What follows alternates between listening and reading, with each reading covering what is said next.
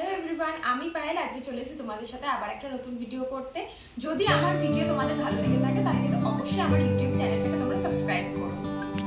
আজকে আমি তোমাদের সাথে কিছু পিয়ার আনবক্স করবো। এটা আমি আগেই খুলে ফেলেছি, আরেকটা এটা বাকি আছে, আরেকটা পিয়ার সেটা মনে নিচেই আছে। যাই হোক, আমি তোমাদের সাথে দেখাই যে আমি কি কি পেয়েছি। তো ফার্স্টেই হচ্ছে অ্যালপস